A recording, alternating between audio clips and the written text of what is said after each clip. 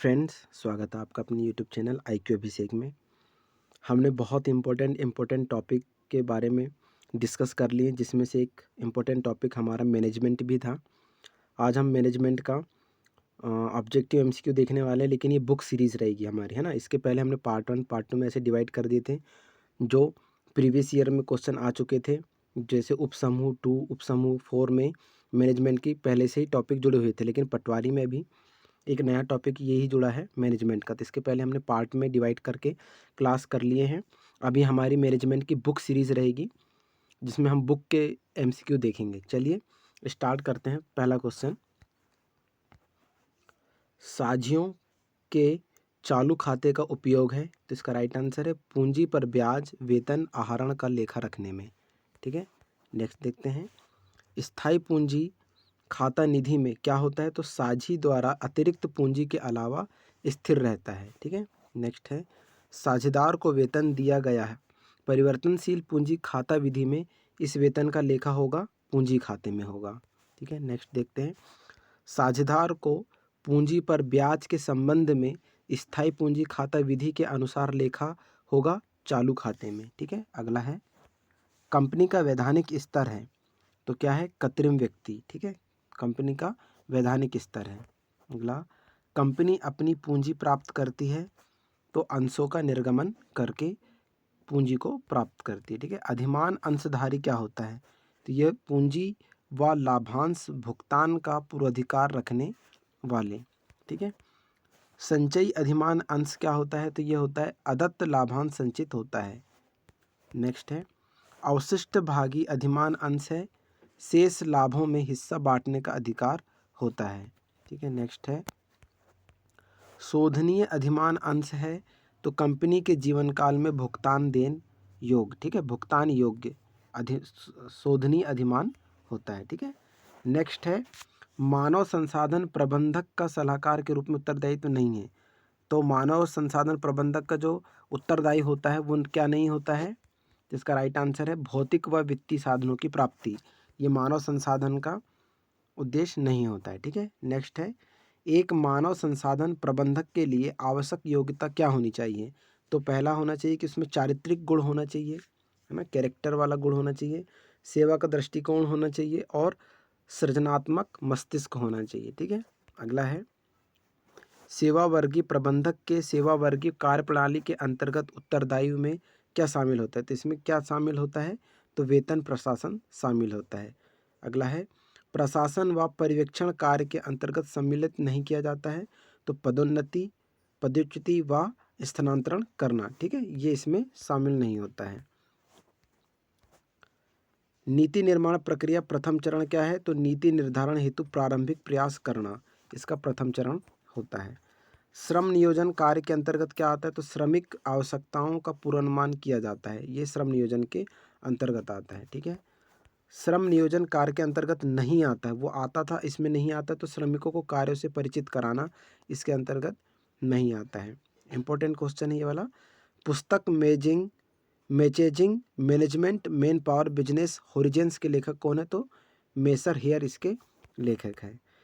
निम्न में से किस सेवा वर्गीय प्रबंधक के क्रियात्मक कार्यों में शामिल है, तो इसका राइट आंसर हो जाएगा श्रमिकों को संगठन में बनाए रखने के लिए कार्य करना। ठीक है, नेक्स्ट है, बहुत इंपॉर्टेंट है ये, इबिड नामक पुस्तक के लेखक कौन है, तो कलहुन, बहुत इंपॉर्टेंट है। ठीक है, चलो नेक्स्ट देखते हैं। लेखांकन की वैज्ञानिक पद्धति मानी जाती है, तो दोहरा लेखा प्रणाली मानी जाती है। ठीक है, अगला है, आधुनिक लेखांकन प्रणाली का जनक किसे माना जाता है, तो लुकास पेसियोली। किसको माना जाता है, लुकास पेसियोली को आधुनिक लेखांकन प्रणाली का जनक माना जाता है। लेखांकन समीकरण नहीं है, ये बताना है, बहुत इंपॉर्टेंट क्वेश्चन है ये भी। तो ये पूंजी बराबर संपत्तियां प्लस दायित्व, ये नहीं होता है, लेकिन लेखांकन समीकरण जो ये नहीं है, इसका मतलब ये सही होगा, ये गलत है ना। तो पूंजी बराबर संपत्तियां प्लस दायित्व, ये सही है। संपत्तियां बराबर पूंजी प्लस दायित्व, ये भी सही है। बाहर दायित्व बराबर संपत्ति माइनस पूंजी, ये भी सही है। ठीक है, अगला देखते हैं। दोहरा प्रणाली में खतौनी किस अवस्था में की जाती है, तो वर्गीकरण की अवस्था में की जाती है, ये भी इंपॉर्टेंट है। ठीक है, नेक्स्ट देखते हैं। एक्स की पूंजी 4,000 रुपये तथा लेनदार 3,000 रुपये, तो संपत्ति कितनी होगी? बस इनको जोड़ना था, 4 और 3 7,000 रुपये हो जाएगी। ठीक है।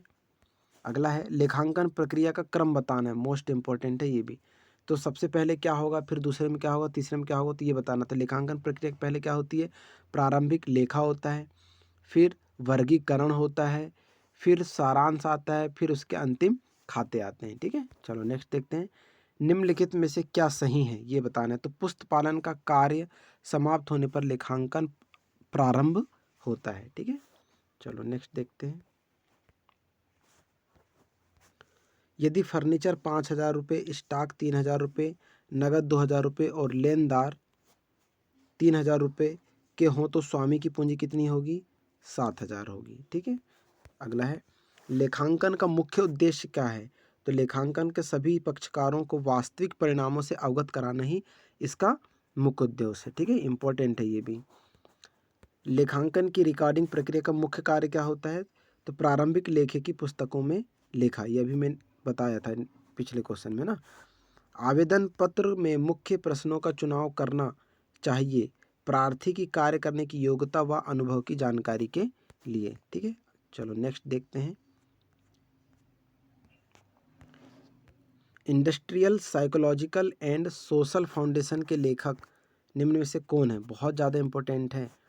ठीक है। आपको जरूर एक न एक दो क्वेश्चन हर शिफ्ट में आप लोगों को लेखक से रिलेटेड क्वेश्चन जरूर मिलेंगे पटवारी के एग्जाम में। तो इसका राइट आंसर हो जाएगा एल मिल्टन ब्लूम। इंपॉर्टेंट है। ठीक है। चलिए नेक्स्ट देखते हैं। प्राथमिक साक्षात्कार व रोजगार साक्षात्कार के संबंध में सत्य बताना है, प्राथमिक वाला और रोजगार वाले में। तो प्राथमिक साक्षात्कार रोजगार साक्षात्कार से पूर्व किया जाता है। ठीक है। नेक्स्ट देखते हैं। निम्न कथन किसका है ये बताना है। एक कथन दिया हुआ है और इसको किसने कहा था ये बताना है। तो परीक्षण व्यक्तिगत व्यवहार, कार्यकुशलता तथा कार्य रुचियों के नमूने के तौर पर ज्ञान प्राप्त करना है। ये किसका कथन है?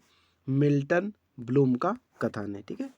नेक्स्ट है प्राइमरी मेंटन एबिलिटीज के लेखक कौन है? ये भी इंपॉर्टेंट है क्योंकि लेखक पूछ रहा है। तो एल थर्मटन। ठीक है। एल थर्मटन इसके लेखक हैं। अगला देखते हैं।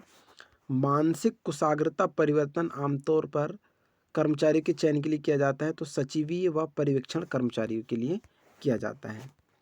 अर्धकुशल अथवा ऐसे कर्मचारी के लिए जिन्हें एक ही प्रकार का कार्य बार बार करना पड़ता है परीक्षण किया जाता है। तो मनोवैज्ञानिक परीक्षण। ठीक है। क्या कहलाता है ये? मनोवैज्ञानिक परीक्षण। व्यक्तित्व परीक्षण किसका प्रकार है? तो क्या है ये? उपयुक्त सभी। प्रतिबिंब परीक्षण, स्थिति संबंधी परीक्षण और उद्देश्य सहित परीक्षण होता है। स्थिति संबंधी में परीक्षण में पता लगाया जाता है। क्या पता लगाया जाता है? परिस्थिति विशेष में कर्मचारी द्वारा लिए जाने वाले निर्णय का पता लगाया जाता है। ठीक है। चयन प्रक्रिया का अंतिम चरण क्या होता है? तो प्रत्यादेश। मैं जब अपने ये प्रैक्टिस सेट हो जाएंगे एमसीक्यू वाले तो मैं डिटेल में भी क्लास लेकर आऊँगा जिसमें हम डिटेल में भी समझेंगे, है ना। तो मैं बताऊँगा कि प्रत्यादेश भी क्या होता है। ठीक है। चलो नेक्स्ट देखते हैं। भारत में विकसित परीक्षण नहीं है। तो क्या नहीं है? भेद युक्त कुशाग्रता परीक्षण ये नहीं है। ठीक है। चलो अगला देखते हैं। बहुकुशलता जांच परीक्षण श्रृंखला में प्रणाली का उपयोग किया जाता है। किस प्रणाली का उपयोग किया जाता है? तो पहला भेद युक्त कुशाग्र परीक्षण, दूसरा है मिलेनगन कुशाग्रता वर्गीकरण परीक्षण और तीसरा है SRA प्राथमिक योग्यता परीक्षण। ठीक है। अमेरिकन मैनेजमेंट एसोसिएशन के अनुसार साक्षात्कार की संख्या बताना है। तो कितनी होती है? 3 होती है। इंपॉर्टेंट है ये भी। ठीक है। अगला साक्षात्कार का अंतिम चरण क्या होता है? तो ये सभी को पता होगा क्या होता है, उसका मूल्यांकन करना। ठीक है। नेक्स्ट है निम्नलिखित में से प्रतिबल साक्षात्कार पद्धति के प्रतिपादक थे। तो प्रोफेसर हॉरेल। इंपॉर्टेंट है ये भी। प्रोफेसर हॉरेल इसके प्रतिपादक थे। ठीक है। किसी व्यक्ति को अपने कार्य पर रहते हुए उसकी सापेक्षिक सेवाओं का जो कंपनी को मिलती है मूल्यांकन ही कर्मचारी मूल्यांकन है। उपयुक्त परिभाषा दी गई थी तो अल्फ्रेड व बेट्टी के द्वारा दी गई थी। ठीक है। नेक्स्ट देखते हैं। व्यक्ति से व्यक्ति का मूल्यांकन करने की प्रणाली सर्वप्रथम लागू की थी। तो वॉल्टर डी स्टॉक ने। किसने की थी? वॉल्टर डी स्टॉक ने की थी। ठीक है। नेक्स्ट है एक कर्मचारी की योग्यता का मूल्यांकन वह प्रक्रिया है जिसके द्वारा कर्मचारी का मूल्यांकन कार्य आवश्यकताओं के अनुरूप व उसके कार्य निष्पादन के अनुसार किया जाता है। तो इनमें से सभी, ठीक है, कौन कौन सी, स्प्रिगल, आरसी डेविस और वाल्टर डी स्टॉक, इन सभी का ये निष्पादन है। ठीक है, नेक्स्ट देखते हैं। निष्पादन मूल्यांकनकर्ता हो सकता है, तो ये सभी हो सकते हैं, स्वयं कर्मचारी भी हो सकता है, प्रबंधक भी हो सकता है और विभाग का अध्यक्ष भी हो सकता है। ठीक है, नेक्स्ट है मूल्यांकनकर्ता की अभिनति को कम करने के लिए प्रयोग करते हैं। तो क्या प्रयोग करते हैं? आरेखीय मूल्यांकन मापन विधि का। ठीक है, नेक्स्ट है the custom appraisal of job performance नामक पुस्तक के लेखक कौन है? रिचार्ड ए एनिन। इंपॉर्टेंट क्वेश्चन है। ठीक है, रिचार्ड ए एनिन। अगला है रेखीय योजना से अंकन करते समय सर्वाधिक लापरवाह अयोग्य व्यक्ति को दिए गए अंक होंगे 1.2। ठीक है, अगला क्वेश्चन देखते हैं। Man power management and employment relations नामक पुस्तक के लेखक हैं तो डेल योडर। इंपॉर्टेंट है ये भी, है ना। नेक्स्ट देखते हैं। भारत में मजदूरी को किस अधिनियम के अंतर्गत परिभाषित किया गया था? किस अधिनियम के अंतर्गत परिभाषित किया गया था? तो इसका राइट आंसर है उपयुक्त सभी, मतलब मजदूरी भुगतान अधिनियम 1936 भी है, और देख लेते हैं इसका न्यूनतम मजदूरी अधिनियम 1948 भी है, और कर्मचारी राज्य बीमा अधिनियम 1948 है। ठीक है, तो आप लोग इसको कॉपी में नोट करते चलेंगे, है ना, ताकि रिवीजन में भी कोई दिक्कत ना हो और बार बार वीडियो देखने की जरूरत भी ना पड़े। ठीक है, नेक्स्ट देखते हैं। न्यूनतम मजदूरी अधिनियम पारित किया गया था तो 1947 में पारित किया गया था। ठीक है, नेक्स्ट है मंदी की दशा में प्राथमिकता देनी चाहिए। किसको प्राथमिकता देनी चाहिए? तो पूर्वाधिकार अंश व ऋण पत्रों को प्राथमिकता देनी चाहिए। नेक्स्ट है पूंजी संरचना प्लस चालू दायित्व बराबर होगा तो वित्तीय संरचना में। ठीक है, नेक्स्ट देखते हैं।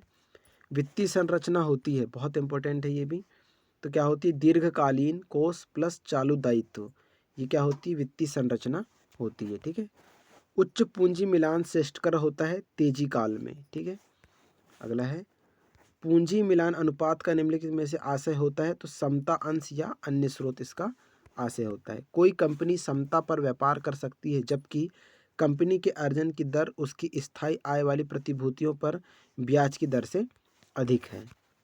नेक्स्ट है भारतीय पूंजी निर्गमन अधिनियम के अनुसार समता व पूर्वाधिकार अंश का अनुपात होना चाहिए 2:3 होना चाहिए। बहुत इंपॉर्टेंट क्वेश्चन है।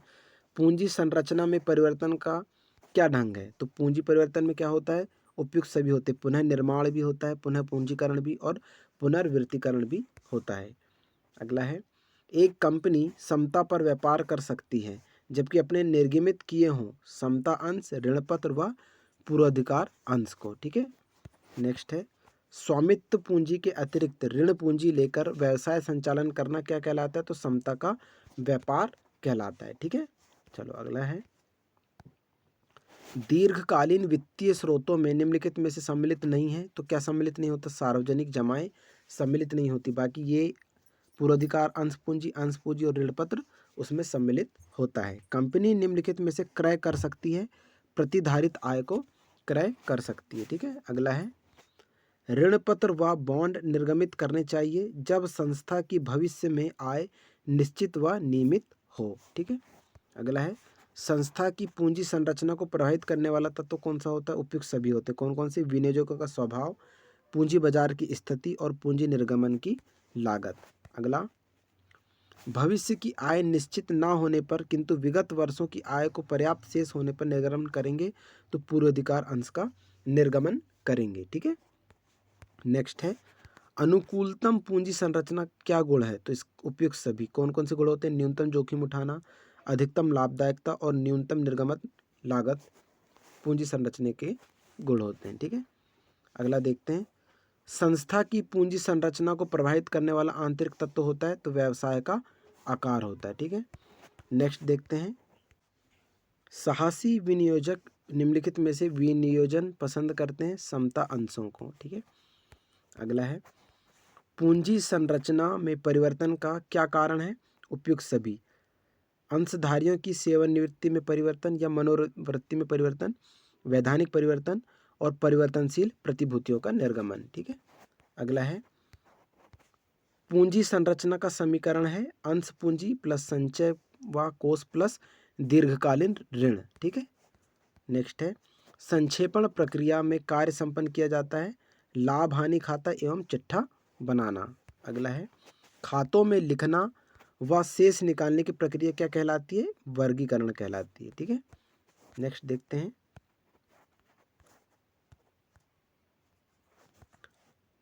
लेखांकन पुस्तकालन पालन कौन सी क्रिया है? तो उत्तरवर्ती है। ठीक है, अगला है लेखांकन का उद्देश्य नहीं होता तो क्या उद्देश्य नहीं होता? अक्षेकण कार्य संपादित करना लेखांकन का उद्देश्य नहीं होता है। सार्वजनिक लेखांकन में सम्मिलित है तो इकहरा प्रणाली मतलब एक दिशी वाली। ठीक है, इकहरा। राजकीय लेखांकन आधारित होता है इकहरा प्रणाली पे। ठीक है, इकहरा प्रणाली पे इंपॉर्टेंट है ये। राजकीय लेखांकन किस पर आधारित होता है? तो इकहरा प्रणाली पे। लेखांकन एक पेशा है क्योंकि इसमें ज्ञान अनुभव बुद्धि की आवश्यकता होती है। ठीक है, लेखांकन एक बौद्धिक क्रिया क्यों है?